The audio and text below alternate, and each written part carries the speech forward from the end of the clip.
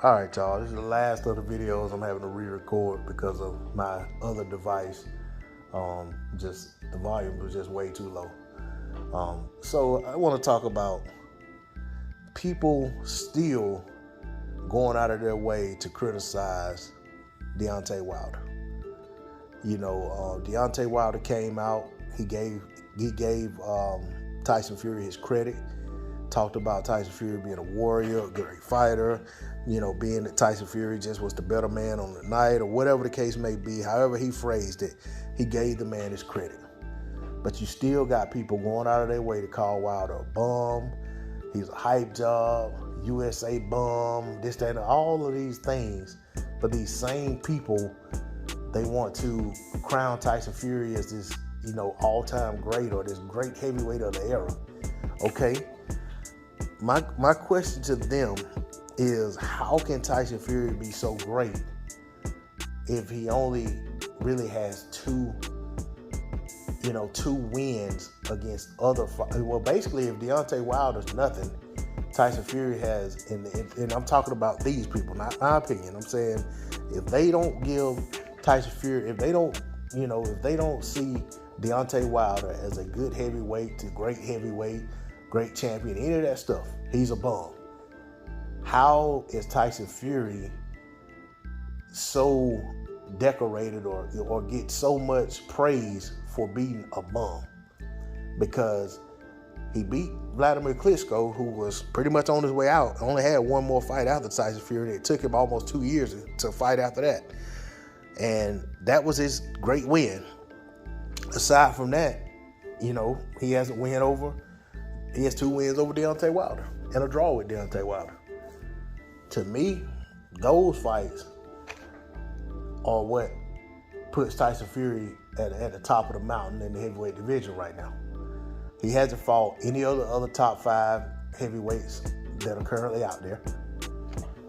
He hasn't had some long reign as champion, defending titles left and right.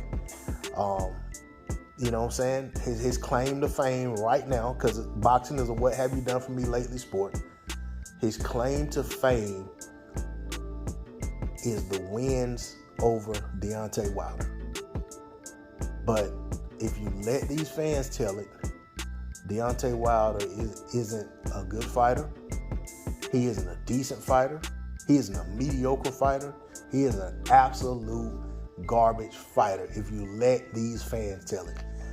And like I said, these aren't my words. That's the stuff I'm seeing on social media. I put up a post, basically giving Wilder his credit for his effort, and basically saying that I like what I saw in him in a losing effort, whatever.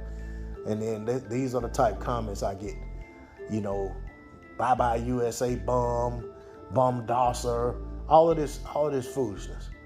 Like I said, if Deontay Wilder is all of that, where are Tyson Fury's great wins at heavyweight? Where are his great wins lately? Where are the wins that put Tyson Fury at the top of the division? You know what I'm saying? They're against Deontay Wilder.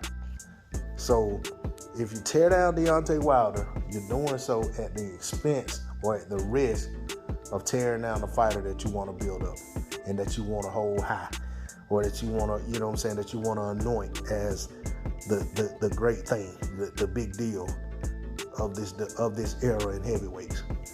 So, to me, one of these things can't exist in the same, these two things can't exist in the same space. You can't have Tyson Fury being great because he has wins over Deontay Wilder, but Deontay Wilder not being a good fighter, not being a great champion, not being anything worth, worth anybody getting any kind of praise for, because he wasn't anything to begin with, So I just don't get it. And I feel like a lot of these people going out of their way want Deontay Wilder to overly, be accepting and apologetic to Tyson Fury about, not wanting to, basically accept his handshake at the end of the fight or whatever. That was a personal thing, and Since then he said what he has said, and even that's not good enough. And I don't understand why they feel so invested in making sure that Deontay Wilder bows down the way they want him to bow down. If that ain't good enough for you, then so be it. If it ain't good enough for Tyson Fury, so be it. That's between them.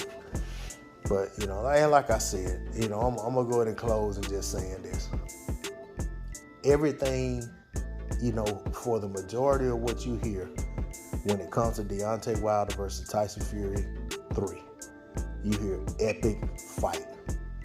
All-time, memorable, all-time great heavyweight clash type fight. Okay?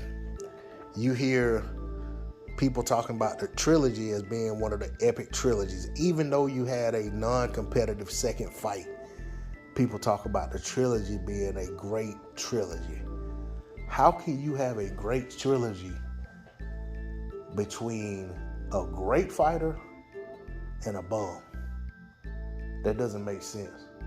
When you talk about having an epic fight, having an instant classic, having a memorable showdown type fight, it takes two to tango. And if it was just one guy just getting off and the other guy just taking a beating and not holding his own, not doing anything of note, you don't get an epic fight. You don't get a classic showdown. So at some points in this whole trilogy, this whole saga between these two guys, the fans, the media, everyone must feel like at some point Deontay Wilder was giving as good as he was taking. So that tells me these fighters aren't too far apart. And most of the time when you get a great fight, it's because the two combatants match up very well with each other. One may have an edge against the other. One may, and in another fight, the other may have an edge. But ultimately, you have two fighters that are close in terms of their level. And they could be two guys that are 0-15. They could be two guys that are 30-0.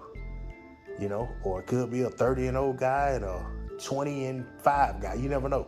But the end of the day is for you to have an epic fight of that proportion, you got to have two guys that on that particular night had to be somewhere near equal in terms of what they were doing in that ring and in terms of the drama that was put on display, the heart, the will, the courage, the skill, whatever it may be. But that's all I got on it. D-Lo 404 Boxing, like, share, comment, subscribe, my peace.